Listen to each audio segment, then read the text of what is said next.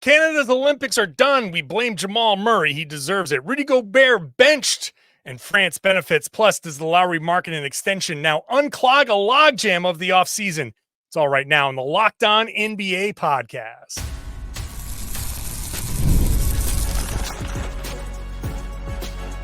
You are Locked On NBA, your daily NBA podcast. Part of the Locked On Podcast Network, your team every day.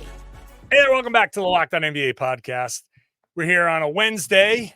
No Tony East in sight. This is the one day this week that there is no Tony East on this show. But on Wednesdays, it's us, your usual hosts. I'm John Karalis, host of the Locked On Celtics podcast. Find me on Twitter at John_Karalis. And I'm Jake Madison, host of the Locked On Pelicans podcast, on Twitter at NOLA Jake. So much going on here we got contractual stuff. We might actually do we have some player movement? We'll get to that later on. We'll make fun of Rudy Gobert because it's just fun when Rudy Gobert gets benched and his team benefits. We'll start off the day. Canada, the loaded Team Canada team, just done. I don't think those odds were very good for Canada to not medal in this on FanDuel. Today's episode is brought to you by FanDuel. Make every moment more. There's a boost or a bonus daily for every single customer. That's right, something for everybody all summer long, every day at FanDuel.com. The Canadians lost, and they didn't look good for most of this game against France. The French team, we'll get more into the French-centric stuff, but they kind of played to the strengths. They matched up with Canada. They took Gobert out, and the strategy worked. The Canadians never could get going, and this is a real disappointment because this is a rare non-U.S. team. They have an entire starting five of NBA players. They have a bench full of NBA players. This is an NBA-heavy team. This should be, granted they have weaknesses. Granted they have a front court that at the end of the game just gave up a bunch of offensive rebounds that crushed any hopes of a miracle. But Jake, this is such a talented team. This was supposed to be the team that challenged Team USA that could actually potentially win gold, and they don't even medal. What a colossal disappointment for the Canadian team. Yeah, like there's no other way to put it, right? Like that's the second or third best team in this tournament. You know, it's them and Germany maybe fighting for second behind Team USA. And they're not going to medal, right? Like you said it, like they're out a round too early. Make it one more round, then maybe we could talk differently. But like they didn't have a response to to France making some changes, which we'll talk more about in the next segment here. But like there's no other way to look at it other than a disappointment. And you got to look at Jamal Murray. And like this just raises so many more questions. He was atrocious here. Look, no one else other than Shai Gilgeous-Alexander played well for Canada, and they made it a little bit close at the end. They got it with 5 minutes left to go. But Jamal Murray averaging like 6 points per game in Olympic play for a guy that is on a title contending team and needs to be a superstar level player next to Nikola Jokic in the NBA next season. Like we had some questions quietly, I think, about him at the end of last season. These questions just get like amplified now, and it kind of feels somewhat like a cloud hanging over the Nuggets going into the next season, right? Oh, absolutely. 3 of 13 shooting in this loss, 1 of 4 from 3, 7 points, 1 assist, 3 turnovers. Just an absolute debacle for Murray. Yeah. After a season where it was not his best season, after a postseason where he was just non-existent, he had been dealing with injuries. We get that. But we're talking about a guy here that's extension eligible, I believe. There's a potential for him to make more than $200 million with the Denver Nuggets. The Nuggets fans have to be looking at this and saying, okay, this is more than just a little bit of a slump. We're crossing into, oh man, this is concerning territory because the Nuggets have made decisions like the KCP decision. Contavious Caldwell-Pope gone. The guys that have been contributors are gone from a championship team, and that puts a lot of pressure on the remaining guys. The Denver Nuggets this coming year are it's still active, heavily betting on Jamal Murray being the best version of himself. You lost KCP, and we think that's one of the bigger losses. Last week, right, for the everydayers of Locked On NBA, we talked about them having one of the worst off seasons for the moves that they made. They need guys like Jamal Murray and, to a lesser extent, Michael Porter Jr. being the best version of themselves, being max players when they haven't played like it, to make up for some of those depth losses and some of the other things that they're not going to have next year. If you want to maximize this window about Nikola Jokic, right? Before we were recording, I pitched the idea of Jamal Murray is going to be the reason why Jokic doesn't win another title, and doing that is real or fake. And it's like kind of a valid question here, right? With his level of play. Because they've put so much pressure on the remaining guys. The guys that they have left, I don't know what just happened to Jake there. Oh, there he is. It's like blinking for some reason. I don't know what's going on here. The remaining guys have to play well.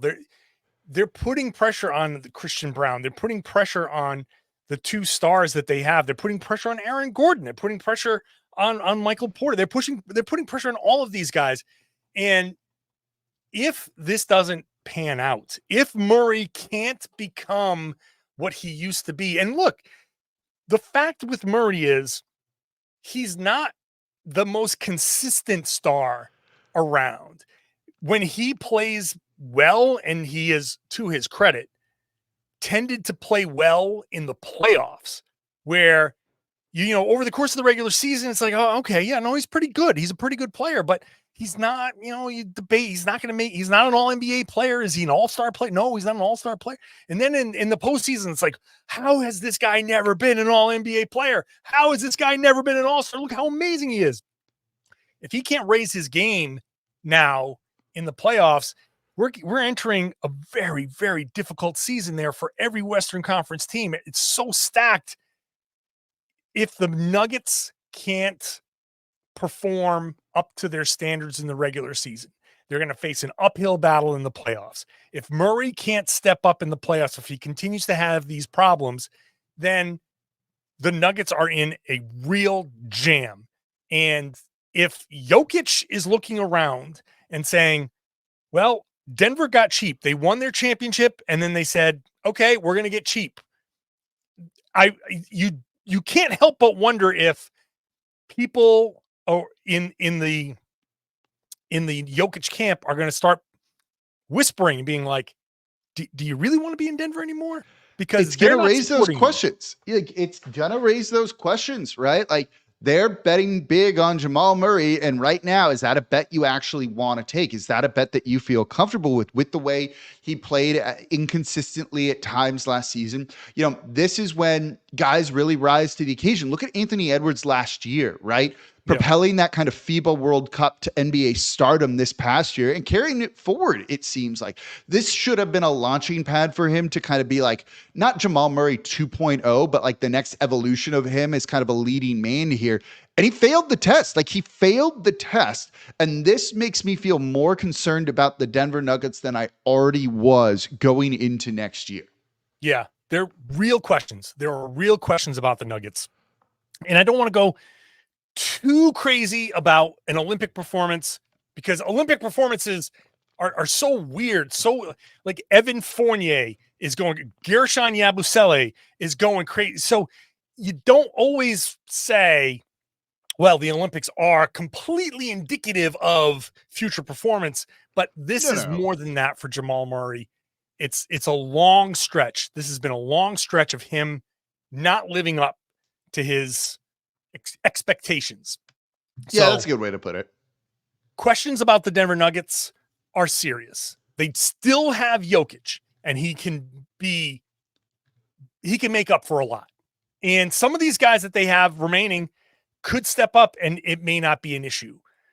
But if you rely that much on Murray and he's playing like this, considering the contract, considering that he's going to want to be paid $40-50 million a year, somewhere in that range. That's going to be another big decision for the Nuggets. And if this is the performance, then he might be on his way out. Then what? So the future for the Nuggets is, I don't know. Still really good because they've got Jokic, but beyond this season or starting this season, serious questions. All right. Let's get to some of these names that I mentioned before. Let's get to some of because I got to talk about Gershon Yabusele. Can we talk about the dancing bear and how much better he played than Rudy Gobert? Let's talk about all of that coming up next. Today's show is brought to you by BetterHelp. Now, I've benefited from therapy. I'm very open about that. I think it's great, and it helped me become a better version of myself. I know how tough it was to find somebody near me, find somebody that clicked. I definitely got lucky. You can make it a little bit easier by using BetterHelp because it's all online. It's designed to be convenient, flexible, and suited to your schedule. All you do is go to betterhelp.com/LockedOnNBA. You fill out a brief questionnaire. You get matched with a licensed therapist. And if that doesn't work, if you don't click, you switch therapists at any time for no additional charge. Finding that therapist right away is key. Finding somebody you click with is key. Then you can start getting stuff off your chest. Whatever it is, daily stresses, relationship stuff, family stuff, it's all very helpful. And if you can get this done online and have it work within your schedule, a lot of guys are out there. Maybe you want to not advertise. Maybe you want to be a little bit more private about it. Just find a spot in your house. You could do this online. And I'm telling you, it's going to help you out. BetterHelp.com/LockedOnNBA. You get 10% off your first month at BetterHelp. HELP.com/LockedOnNBA. Never skip therapy day with BetterHelp. Hey, thanks for making this show, Locked On NBA, your first listen every day. Go check out all of these. We just talked about Locked On, the Denver Nuggets, Locked On Nuggets, Locked On Jazz. We're going to talk about Lauri Markkanen in a little bit. And Locked On, let's see, Timberwolves, all of us. And we've all got Locked On. So Timberwolves with the Gobert and Anthony Edwards. So there's plenty to talk about. So if there's a player that you're interested in, if there's a team you're interested in, go check out that Locked On show. We've got you covered here. The French team beat Canada in part because Rudy Gobert only played 3 minutes. And to be fair, the Canadians did get a little bit of a march to the rim. They got to the rim pretty easily without Gobert there, but it didn't matter because you took away their 3-point shooting.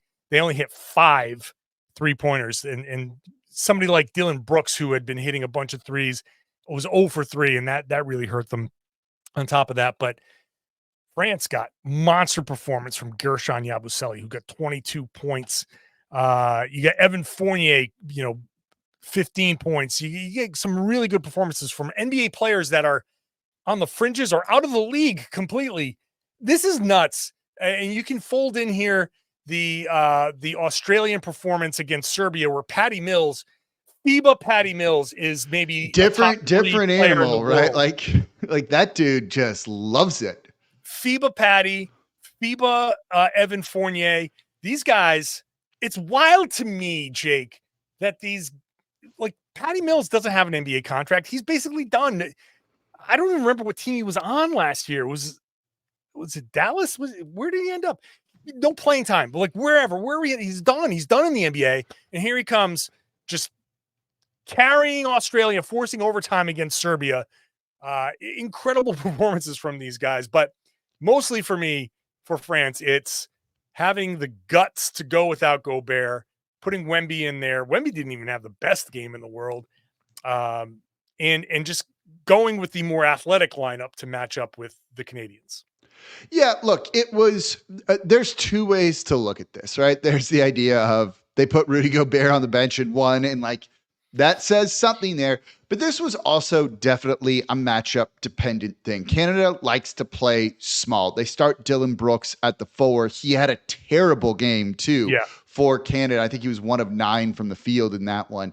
And that just, it was just a matchup dependent thing. So I'm not we can make the jokes and clown on Rudy Gobert, and it's pretty easy, especially with some of the comments after. Let's start there. Hold on. Before I even make the real point that's actually the like salient one here, whatever the word is, he's dealing with an injury, and he said something like, "Oh yeah, I had surgery yesterday," and one of his teammates was like, "Yeah, he had surgery," and then the France head coach was like, "No, he just got an MRI," and he admittedly he had 2 of his fingers taped, but that's not surgery. So like, something's weird about that.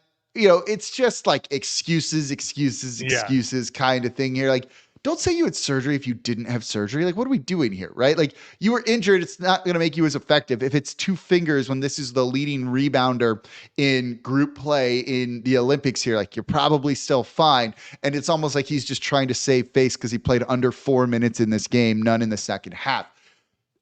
I don't know if this is so much just benching Rudy Gobert because Rudy Gobert isn't a winning player, let's say, or if it was just a matchup thing.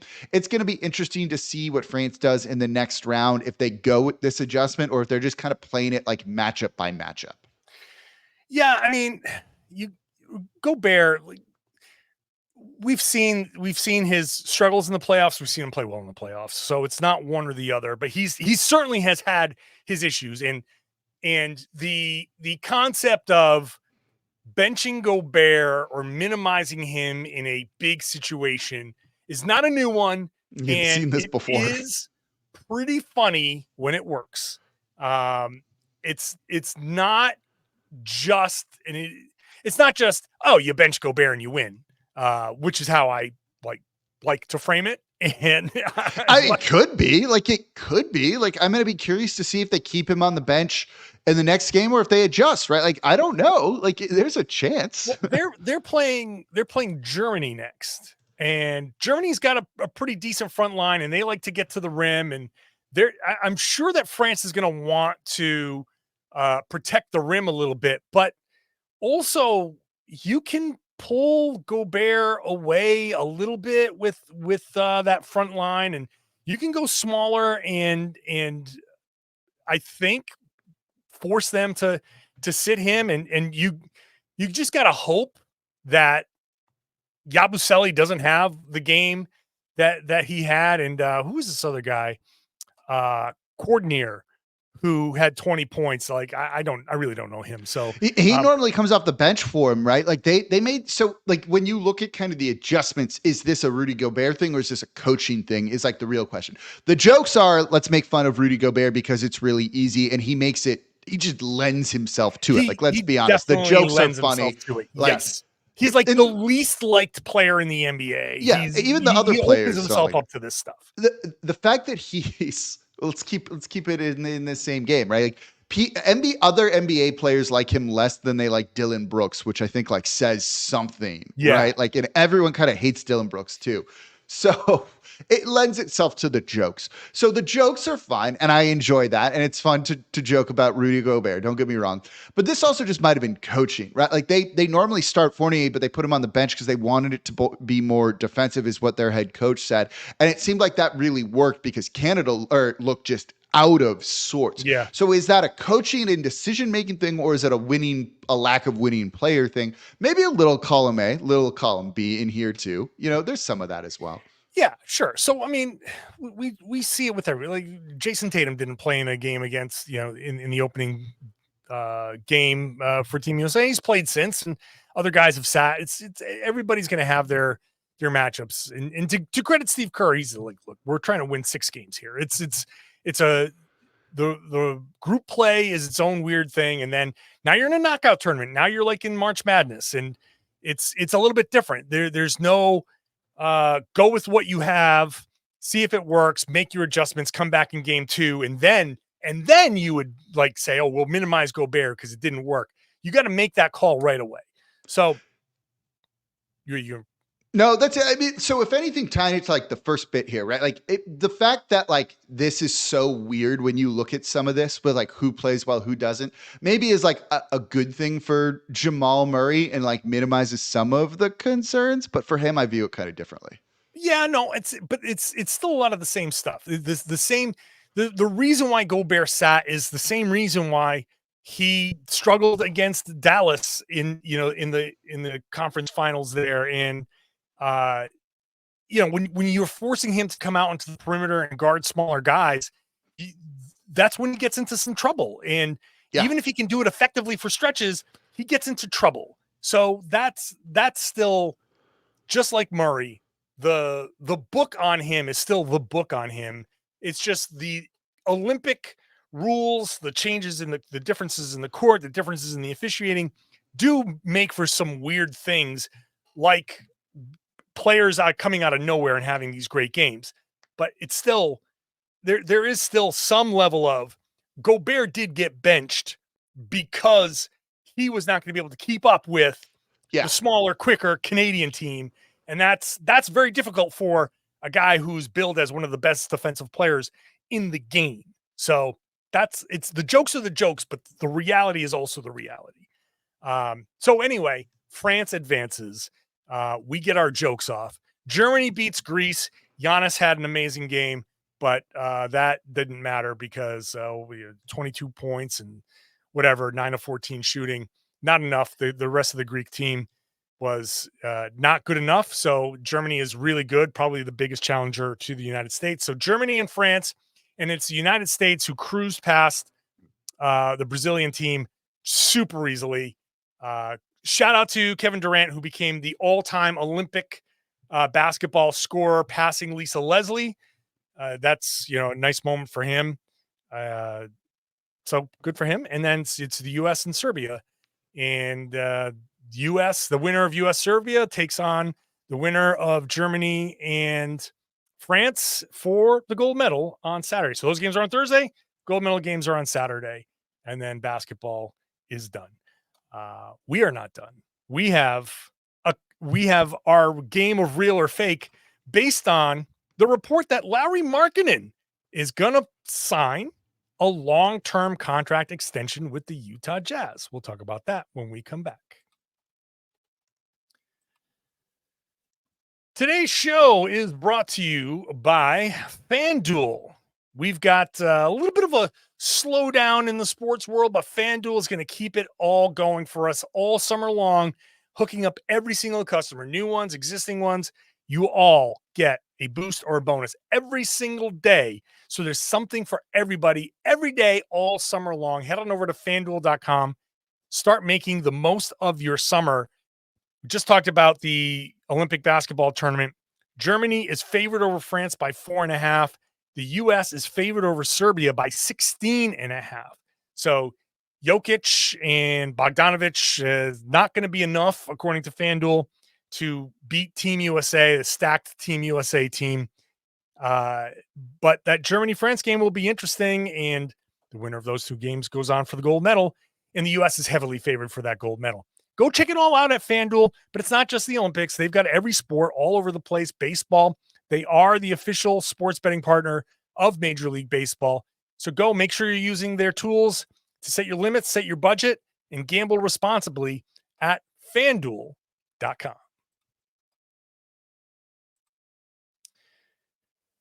So it is reported, Jake, that Lauri Markkanen is going to agree to a long-term contract extension via renegotiation and extension. This is courtesy of Shams Charania on The Athletic. Notably, this will make him ineligible to be traded this upcoming season. So he's about to sign this deal. According to Shams Charania, it's going to be a maximum salary, $42.2 million this upcoming season. You're going to use a bunch of their cap space. And the saga, the drama of, is Lauri Markkanen going to get traded? That will end for this upcoming season, which leads us to our favorite, the best game on the internet. Sure. I am telling you right now that is not real. Is this real or fake? Just ask John and Jake. Real or fake, Jake Madison? This Lauri Markkanen extension and staying in Utah will be what triggers, what eliminates the logjam that might lead to these trades of maybe a Zach LaVine or a guy you're very familiar with, Brandon Ingram. So look, I'd love this to be true, but it's absolutely fake. I think we're kind of done with transactions for the most part, or anything big that would be like a ground shaking move. The Warriors were interested in Markkanen, but weren't trying that hard for him if they weren't going to put Podziemski and maybe some other players in that sort of deal. Markkanen is worth more than LaVine and Ingram. And if you're not going to put forth a good offer for Markkanen, you're probably not going to put forth like an even remotely okay offer for either of the other two guys. And that's also because of their contracts, right? We talked about this last week with Zach LaVine. Makes way too much money to be able to trade him. It's a bit of an albatross contract. Ingram's not got a bad contract currently, but he's looking for 4 years, $208 million on a max extension. And no one really wants to pay him $52 million a year, which is closer to 60 something at the end of that contract. So no, because their situations haven't changed around their contracts. You're not going to see those guys or really any other big move probably get done anymore. By the way, before I get to my answer, if you want the extended Lauri Markkanen conversation, listen to yesterday's Locked On NBA podcast, because Matt and Tony did a great job covering all of the ramifications of Lauri staying and all of that stuff. I have to agree. I want to say it's real. I want to see another shoe drop this summer. I just think that Golden State, especially, Golden State's the team to watch, right? Because they've got they want to make one last push. They want to make this one run, and they want to see. I think they're better off seeing right now. Does Andrew Wiggins have anything? Can he come back and be anything that he was during their championship run? What can they get out of Buddy Hield? What can they get out of this mix? Can Kuminga and Moody kind of like raise their games and grow into something that, before they sit there and trade those guys away, can they grow into maybe better players than they expect? There's a lot of anticipation in Golden State about the potential for those guys. So they have players that, if you're imagining a best case scenario, Golden State's best case scenario is that they could still end up being a playoff team, not just a play-in team. That internal improvement and a couple of the guys that they've acquired here panning out, they have the potential to be, I don't think they're going to be a top 3 seed, but I think they have the potential to be in that 4, 5, 6 mix. And you say, hey, if we're in there and we're not playing in a play-in and we get our guys some rest, maybe we can find some magic. Maybe Draymond, maybe Steph, maybe these guys can come together for one more magical run, and you don't have to make a push. But if November, December, January show that this mix is not working, then, fire it up, baby, because they might, the desperation, maybe not desperation, but this desire to say, hey, we've got a couple more years of Steph at Steph levels. This is our chance. We can make our move for a guy like Ingram and say, change of scenery. We'll make that leap for a couple of seasons, and then in 2 years we can trade him away. We can try trading him away and just blow it up and rebuild after everybody retires. Yeah, unlike Ingram and the Warriors, I struggle to see that one. One, Steve Kerr coached Ingram on Team USA in the FIBA World Cup last year. He was a starter, did not play well, and then Steve Kerr benched him and took some kind of subtle shots at Ingram in the media, talking about his lack of toughness and physicality. Also, Ingram, look, for a guy who's such a talented player, his 3-point attempts per year, every year in New Orleans has gone down, right? He went from almost 7 per game to 3.5 per game this past season. That doesn't really fit with the Golden State Warriors. So if he's not going to shoot threes and Kerr maybe doesn't like him as a player, I just struggle to see how a deal would get done with that sort of thing. But look, also maybe, Curry is no, bring him in. We need someone else other than these guys. And that'll go a long way, right? That'll go a long way. And I think that's a rather important thing to keep in mind, that they don't want to go through a rebuild. And if their kind of second timeline doesn't work out, I do think there's a bit of an option there. Here's where I think this kind of could be real, to go back to the real or fake question. the Lauri Markkanen's 27 years old, right? Like he's been through 2 losing seasons there in Utah already. Yeah, you'll sign him to this long-term extension, but he is going to want to win. And you don't want to start trying to win with him when he's 28, 29, 30, right? Like you might need to jumpstart a bit of a rebuild or accelerate it now a little bit. Now that you've got him locked in, could they make a move for Brandon Ingram and maybe pair him with Lauri Markkanen in Utah? They got tons of picks available. There's some interesting young players. They have John Collins, who's like a very tradable $26 million deal, right? You have Walker Kessler, who's an interesting rim protecting big man. Those are all, options I think on the table for Utah right now, should they want to kind of go all in. Like you tell me what you know about Danny Ainge. Does he like this sort of rebuild, or is he going to want to win games? Well, he wants to win. He wants to win everything. He wants to win. He wants to win the trades. He wants to do other That's things. Right. That's right. But he's not going to make a trade for a guy he's not going to trade away these assets for a flawed asset in Ingram. And that's where I think that I understand what you're saying. I don't know that, considering the upcoming draft and how deep that is and the potential to get an impact player, if Markkanen truly does like living in Utah the way he seems to like living, he said he likes it. He specifically is signing this deal on a day where he gives himself a no trade clause for a year. Like he does not want to leave necessarily. If he was open to leaving and going into a better situation, this wouldn't be the conversation here. So I feel like Markkanen is going to try to win there. He's going to demonstrate that he wants to be a part of this. He wants to be a cornerstone. But while he's doing that, there's no doubt that Danny Ainge is sitting there looking at the value of Markkanen, saying, if this, come draft time, if Markkanen has played so well that another team, because of the second apron, sees him as a more proven player when it comes to max player contracts on a contract that's coming like $40 million, he's locked up. He's not Brandon Ingram that needs to be signed. He's not Zach LaVine, who hasn't proven anything. He might say, hey, this was a great season. Thank you, Lauri. But we are going to trade you. We're going to try to get into this draft and we're just going to go full rebuild. So if I had to guess anything, I still feel like it's more likely they'll play the season out with Markkanen.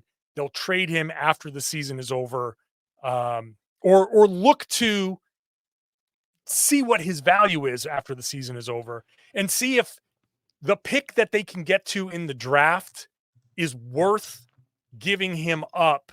And then they can kind of reset their timeline and start fresh with a true cornerstone player, because as good as Lauri Markkanen is he truly a cornerstone guy that you're going to keep around at 27, 28, 29, considering the youth that's on this team? Is he the guy that's going to take you into the top of the Western Conference? I can see him being a pretty close to a number one without maybe being like a full blown number one guy. So I wonder. The other thing is, with a team with Markkanen, Sexton, Jordan Clarkson there too, some of the other young guys they have, are they going to be bad enough to get a top 5 pick this year? Right. That's kind of thing. So is it smarter to just kind of go all in and try and win games? Now you're in the West. The West is brutally tough. Right. Yeah. So I don't actually know. They had the 10th pick in the draft this past year. I don't know if that means that, in theory, they're going to be a little bit better. They had a pretty good draft in this one too, getting some guys that you feel could make an impact right away, particularly Isaiah Collier with the 29th pick in the first round. That's a pretty NBA ready, drive and kick kind of guy. I'm going to be curious if they're going to be bad enough. So, are they trying to kind of be in limbo? Are they trying to go for it? Are they trying to tank? They still, despite locking Markkanen up, need to make a decision on direction maybe. And I think it's a little bit tough right now. My guess is they go the other way. I don't think they're a win now team. I don't think they make a win now move. I don't think the West is in a place considering that. I just don't think they're in a place to make a win now move. Yeah, maybe not, especially when like the win now move would be Brandon Ingram, right? Like that's Is that really a win now move? Unless you could maybe what about like if you somehow were to pry Trae Young away from Atlanta? Would that be fun? I don't know, Trae Young. No. You hate Trae Young. Sorry, I forgot that. So, I thought you were busting my chops. No, that's absolutely not. I did a lot of convincing myself on Trae Young before the Pelicans traded for Murray instead. So yeah, you guys. I don't know. We could talk me into it. You got the right guard. I'm telling you. All right, we'll see what the Utah Jazz do. Listen to Locked On Jazz. See what their take is on all of that. In the meantime, we just want to say thank you for listening to the Locked On NBA podcast. On Wednesdays, I'm John Karalis, host of the Locked On Celtics podcast. Find me on Twitter at John_Karalis. And I'm Jake Madison, host of Locked On Pelicans, on Twitter at Nola Jake. Nick Angstead, Pat the Designer, got tomorrow's show. Make sure you're listening to that. Make sure you're subscribed. And make sure you are sharing the podcast. Tell everybody they should be listening to and watching the Locked On NBA podcast right here in the Locked On Podcast Network. It's your team every day.